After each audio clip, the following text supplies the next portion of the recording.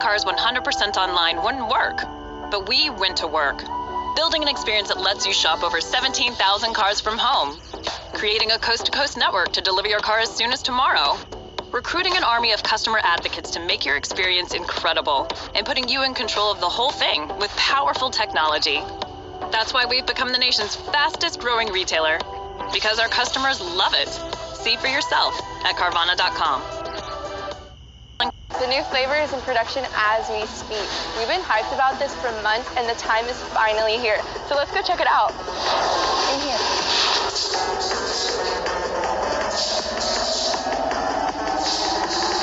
This Galaxy Burst. This flavor has a burst of candy with a hint of tart, leaving your taste buds begging for more. It's fruity and creamy, yet sweet and tangy. After months of testing and formulation, this galactic flavor is sure to take over the galaxy. Now let's give it a try. So good. Hey, what are you doing? Oh, time to go.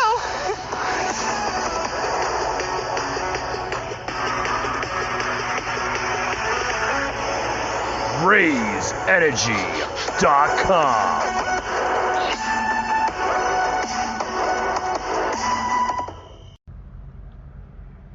Rated mature audiences only. Viewer discretion is advised. Broadcasting from the Big Peach of Atlanta, Georgia. A show unfiltered, unscripted, raw. The Patriot Angle Podcast.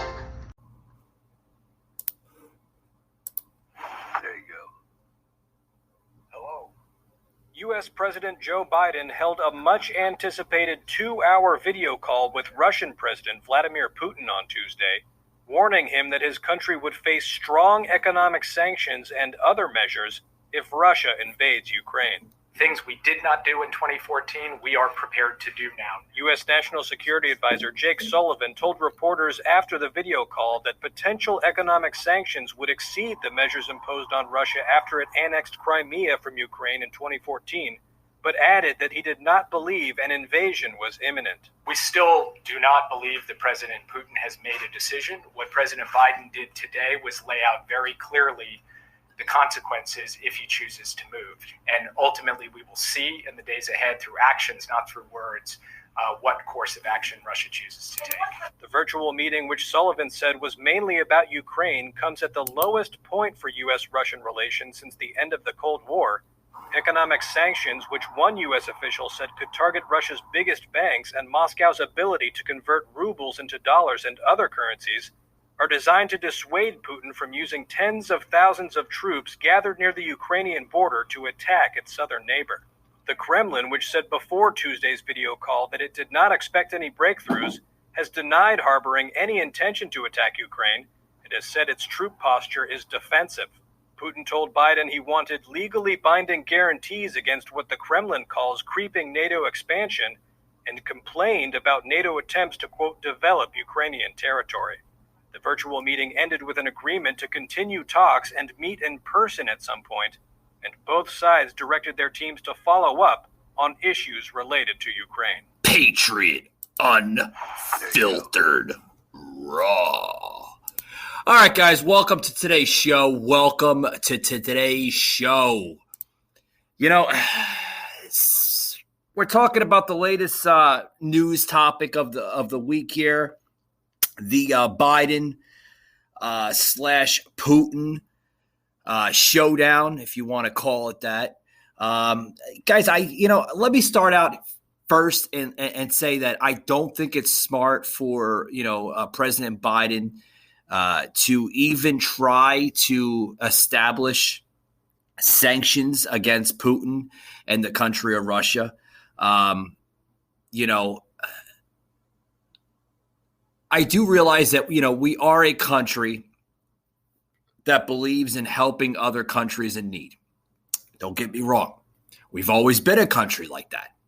We've always been a country where we stand for other countries and protect them against their own enemies, right? But okay, let's talk about this story, okay? Because there's a lot of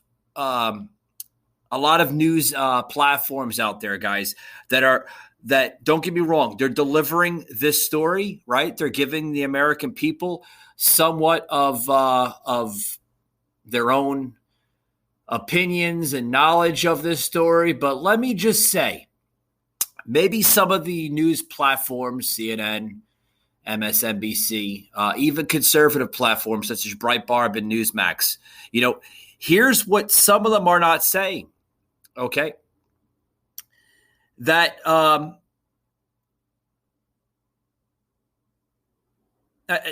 you know what? Scratch that, guys. Let me just say, this is not a good idea.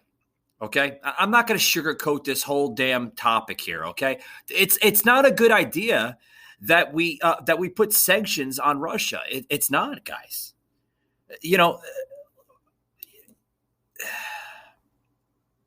Sure, it's Ukraine and Russia. They're not strangers to one another. They've had conflicts over conflicts. I mean, that's like other countries like North and South Korea. There's a lot of relevance between these two countries of Ukraine and Russia. It's nothing new, guys. They've been doing this forever, between Russia and Ukraine. If they've had differences, they've had this, they've had that. But, I want to plug in the show here just in a little bit here between the actual phone call between Vladimir Putin, President Putin of Russia, and President Joe Biden of the United States. Okay, I'm going to plug that in a little bit because, there's high stakes with that phone call with Putin. Very, very high stakes. And I'll be first to say this on today's show. I do not think, folks, that it is a good idea for President Joe Biden to put sanctions against Russia and Vladimir Putin. Here's a question right here. If he were to put sanctions against Putin, okay, would that impose strong economic and other measures on Russia if it were to invade Ukraine? While Putin demand guarantees, folks, that NATO would not expand further eastward. That's what this is all about, folks. This is about NATO. Okay, I think it's always been about NATO. But Putin said he demanded guarantees that NATO would not expand further eastward. Now, if this is all about NATO, right? Hey, you got to rewind back to the Clinton era, right? Bill Clinton. Bill Clinton was the founding father of NATO. He created NATO along his successors of George W. Bush and Barack Obama. They constantly circled around that crap of NATO. And let me say, folks, I was never the biggest fan of NATO. I never was. But it's not a good idea, folks, that we play our part with Russia. Okay? Now, if Putin decides to basically invade, right, bring his Russian troops into the country of Ukraine, and decides to invade Ukraine, then, folks, what I'm about to say may upset some, or may some agree with me. But isn't that their own choice, folks? Now, if we become a country that does nothing, and we choose not to help Ukraine, that is our choice, right? But, I think we should start helping when they think that they need help from us. Let's worry about our crisis here. Let's worry about our own crisis that this president has created. Now, I know it's going to piss a lot of people off. Like, whoa, Mike. You know, that's not patriotic. That's un-American. Well, I can tell you what's un-American. What's un-American is when you have a president that does not do anything about his own crisis that he's creating in this country.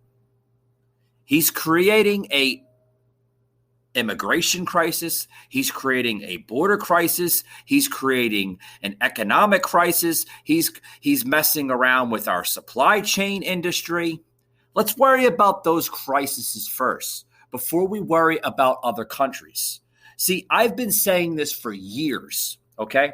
And I've been just starting to say this on the podcast here, that we should worry about our own crises here in our homelands rather than worrying about other countries' conflicts.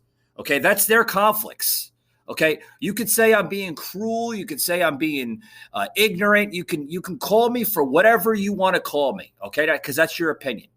That's what makes America great. We live under our own opinions and thoughts. Okay, it's my own opinion and my own thought, and I'm allowed to say this over airways because it's my First Amendment right. Let's worry about our own crisis before we start worrying about others. Because when we start worrying about others, you know, there goes more national debt that's piled onto our country.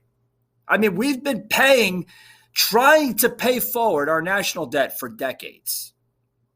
Afghanistan, Iraq, crisis wars between the U.S. I mean, we're still paying for that crap. I mean, does this president want to pile on more of that garbage? I mean, it seems like it, right? It seems like this president doesn't care. I said it the other day when PJ was on my show the other day ago, right? Episode 177. I hope y'all tuned into that on Spotify, Google, or Apple. If not, you can check it out on my website, patriotanglepodcast.com. The episode is in there on any of those three platforms. I highly recommend checking that website because it's always a privilege having that man on my show, PJ. It's got a lot of good knowledge and great content on his platforms of Archangel Protective Intelligence. But, you know, when PJ and I were discussing things on the episode prior to this, we got into Biden's own crisis. He's a president, folks, becoming very irresponsible with decision making. And we're seeing that every single day. Now, Biden's probably one of his biggest,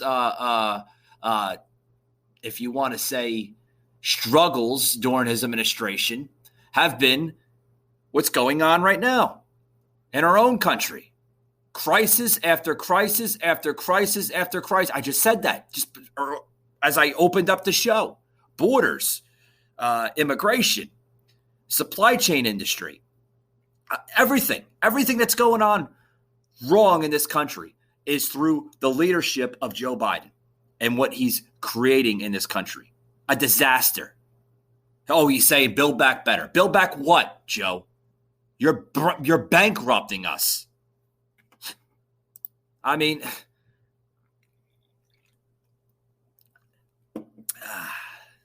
I had to get a glass of water, guys, because this is one of those episodes. But, you know, what is this president doing? Now he wants to take on Vladimir Putin? I'm sure people in Russia are pretty much laughing at this guy. I mean, this president will probably go down in American history as one of the worst presidents, not only in modern day times, but in political history, folks. I mean, this is pretty bad, pretty damn bad. And I want to play basically a plug-in here of just between Biden and Putin. Now, this plugin is from Sky News, guys. So, you know, bear with me as I plug this in, guys.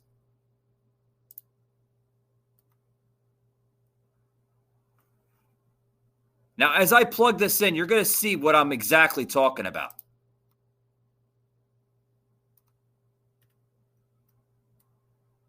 That's Poland, Belarus, and Ukraine. But the main concern is that Russia could be preparing for an invasion of Ukraine.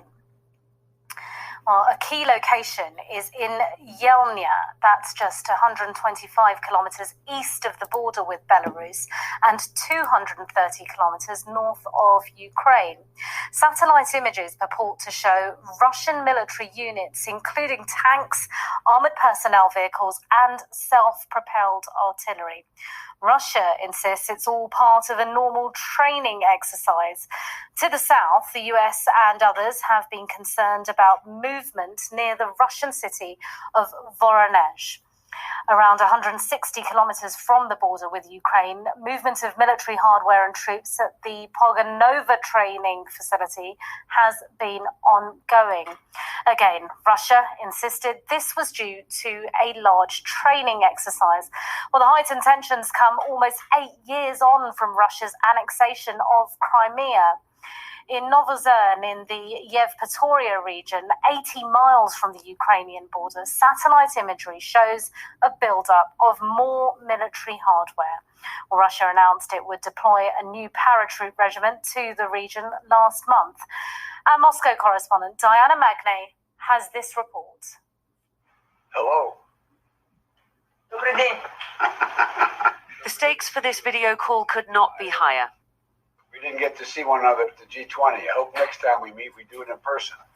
The Kremlin has already warned. All right, guys, I'm going to stop right there. Did you hear just that brief phone call between Putin and Biden, right? Biden was like, hello, puts his hands up. Anybody seen that video? He puts his hands up like he's big almighty Joe, right? I mean, everybody knows this guy's a laughingstock. How he got elected is on me. I mean, but this folks, this is going to be a big deal. Now, if Joe Biden puts the sanctions on Russia with the, with this Ukraine type thing, what is that going to do with the United States? What is it going to do? I mean, Moscow, folks, knows that their biggest export of natural gas, fossil fuels, and other natural exports are at risk. They know that. Moscow ain't stupid, folks. Folks, let me just say this. This is a country that is not stupid. They know what is at risk here. Now, if it is to exert itself, it has to when it can afford to do so. Let me repeat that again, folks. If it is to exert itself, it has to be when it can afford to do so. What I mean by that is 10 to 20 years from now, right? In 10 to 20 years from now, Russia's economy will be even bigger, an even bigger ruin than it currently is due to the trade and other economic changes that are happening worldwide. Russia is their economy, folks, is going to explode. Literally in good proportions, so to speak. Now, what I mean by that is that here's what this president should do. Okay, instead of listening to his advisors, because I don't know, folks. I'm still baffled on who the hell is literally running the show there at 16 Pennsylvania Avenue. Because we all know it's not Joe. Joe is not running the show at 16 Pennsylvania Avenue. Joe is literally, a puppet with the Democratic Party. We see that every single day. Joe is a puppet. And if they continue with this garbage, it's going to make a big impact on the United States. I can tell you right now. Unfortunately, for Ukraine, this is all happening with the weakest U.S. president in history. Yeah, Joe Biden is no Donald Trump, and we're all seeing that, folks, even with our own crisis here in our homeland.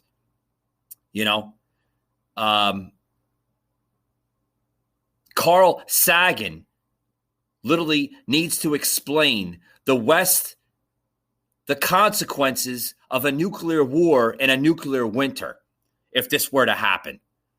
I mean, are we looking at a possible World War III if this ever happens? I hope not. But if Joe doesn't prepare himself responsibly, it could lead to that, folks.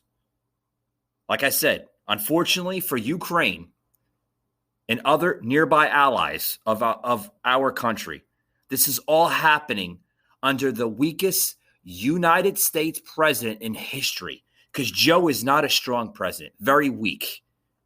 The world stage knows that. I'm sure they have laughter and smiles under their faces when they see Joe literally talking in front of a press conference. It's embarrassing. It's literally, folks, like I said, can 2024 come here fast enough? Because this president, folks, cannot lead for another 4 years after 2024. What he is doing to our own country is a disaster, literally a disaster, folks. Now, I want to plug in this last bit here before I take a break, folks, because you're going to want to listen to this. Listen to this article right here. Будем очень четко излагать наши подходы к украинскому регулированию. All right, folks, I'm going to pause it right there, and I'll plug in a little bit more before I take my break. Literally, this is the Russian foreign minister, Sergei Lavrov, if I'm pronouncing that right, literally saying, we will clearly outline our approaches regarding the Ukrainian settlement, the necessity of the Ukraine regiment to fulfill clearly defined complements. Listen to more of this, guys. Необходимости заставить киевский режим выполнять свои прямо записанные черным по белому обязательства в рамках Минского комплекса мер. Больше, судя по... Then he's going into saying, with the set of measures, apparently Kiev will not listen to anyone except for the United States of America. Oh, I wonder why, folks. Listen to more of it. Всему Киев никого слушать не будет, кроме Соединенных Штатов Америки. Мы у Харькове. Monday was National Army Day in Ukraine, a chance for President Volodymyr Zelensky to show off some of the hardware that NATO has gifted his armed forces. Red rags to a bull as far as Russia is concerned. If Vladimir Putin does decide to invade, it's hard to see what he would hope to achieve. Any intervention would be... All right, folks, basically what this is it's all about grand supremacy. Grand supremacy of hardware, right? Military vehicles, military equipment. That's what this is all about. Folks, with all due respect, let Russia and Ukraine settle their differences between their two countries. Let America, let them settle this. This is all about grand supremacy, about the hardware that NATO was given to them. But we can't let that go by because NATO is affiliated with the United States. And we can't let that just slip right by. Why? Because that's how we are, folks. Literally, that's how we are. We can't let it happen. So we have to put our finger into it, our voice into it, and literally just see it as it is, right? We have to we have to butt into everybody's little problems. We have more problems in this country. We should start worrying about our own damn problems, folks, right? I mean, am I right or wrong? Be right back after these words. I have a challenge for all of you. Go to every computer in your house, your mom's, your dad's, your sister, your brother's computer, and install Honey. Wait, Mom, before you check out, Do you have Honey installed? What's Honey? Oh, no. It's a free browser add-on that automatically applies coupon codes when you check out online. So what's the catch? There is no catch. My mom wants to buy these 3 jackets online. They cost $639. Before you check out, Mom, can you just open a new tab and then type in joinhoney.com? Now just click Add to Chrome. Perfect. Now hit Apply Coupon Code. Give Honey 5 seconds and boom! It found a coupon code for $221. We're literally about to check out without Honey. That is a sin. Install Honey. It's free and only takes 2 clicks to install. There's no reason not to go to joinhoney.com right now on every computer in your house. Patriot Unfiltered Raw. Grammarly does more than catch errors. With Grammarly, you can find really good, no, perfect words that make your writing sharp, or explicit, or excellent, or distinctive. As a matter of fact, for what it's worth, Grammarly can, yeah, that's long. We can get rid of that, and this, good, and this, or how about this? Grammarly helps you be concise. If your tone might make someone feel like this, Grammarly can remind you. It would help if you soften your tone. And if you need the support, Grammarly encourages you to write confidently. Because the better we all communicate, the better we connect. Grammarly, helping you connect.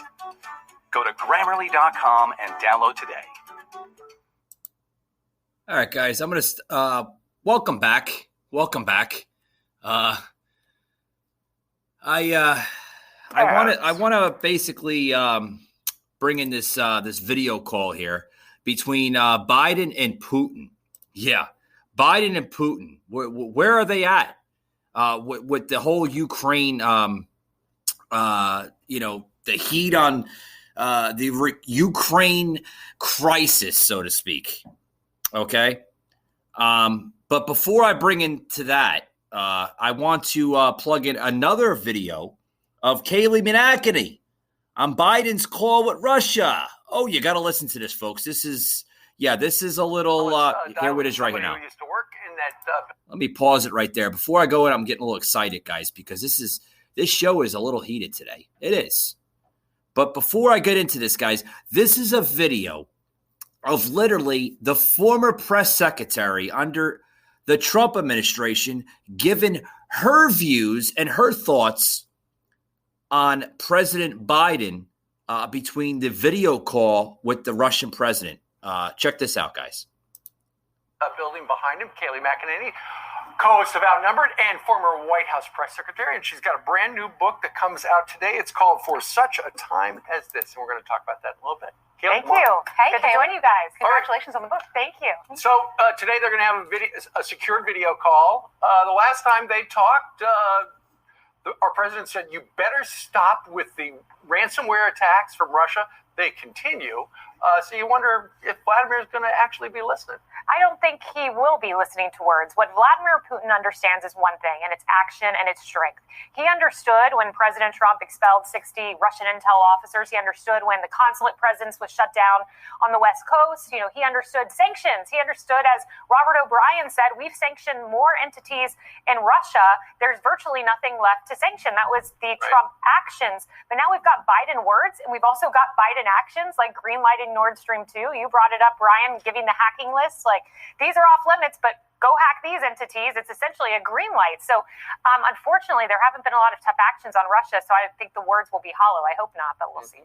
But if the invasion takes place, I think President Biden knows he can't afford another foreign policy disaster, nor can his party. So think about the stakes, Kayleigh, and how much is scripted and how much isn't. How much was done in the preparation for this by staffers, or is this one of those things where it's head-to-head? We don't know how this is going to go. Well, it's staffers that are preparing this, and Biden, of course, will be briefed and well prepared by his team. That being said, I mean, Putin's notorious for knowing how to push buttons, change things, and you have to be equipped, you have to be deft, you have to be on your feet, you have to know the games that Putin inevitably will play, and I'm not certain any of those words describe the current president and his capabilities on the world stage. Again, I want the best for our country. I hope he... Yeah. Yeah, guys, I was gonna plug in the video call, but I don't want to, because I think everybody knows where this is going, right? This is a president that I don't even think he knows the definition of the word sanctions to begin with. Kayla McEnany, right, the former White House press secretary, labeled that very, very accurately with this president. This president is no Donald Trump. Donald Trump knew what sanctions were. He did it so responsibly that actual world leaders respected him, took him for serious. Do you think that Putin is going to take Biden as serious as Donald Trump? Highly doubtful. Highly doubtful, guys. Now, this is the press briefing between a news reporter literally questioning the current press secretary, Jen Psaki. Check this out, guys. Put out a big report about addressing corruption. The first son's attorney said that he has finally divested from a Chinese investment fund controlled by state-owned entities. I was hoping you could commit to basic transparency about that transaction. And the second question is, my colleague Miranda Devine has a new book out called The Laptop from Hell, and I was hoping that you could confirm that the laptop is indeed authentic and not Russian disinformation, as you seemed to suggest on Twitter last year. Well, on the first, the president's son is not an employee of the federal government, so I'd point you to his representatives. And as it relates to the book, I've neither had the time nor interest in exploring or reading the book. Well, that's news, so she won't answer questions about Be right back, folks, after these words. Don't.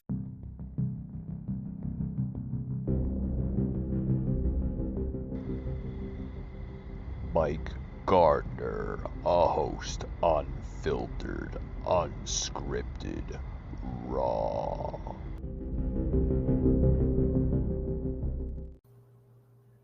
All right, guys, I'm back here on the show. Guys, what I want to say here, okay, is that we have to look at things responsibly, accurately, and we have to make the best decisions for our country first before we worry about other countries, guys. That's the way it should be, and that's the way it always should be.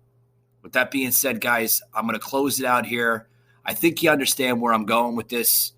If you want to leave me your comments, your concerns, leave me your comments and concerns on my Facebook page, whether it's the Patriot Angle Podcast or my Instagram page. You can also email me at patriotunfiltered1776@yahoo.com. And leave me a comment on my blog section on patriotanglepodcast.com. Guys, you could follow me on Spotify, Google, and Apple on all current and previous podcast episodes. Once again, guys, thank you for tuning into today's podcast, and we'll see you on the next one. Patriot Unfiltered Raw.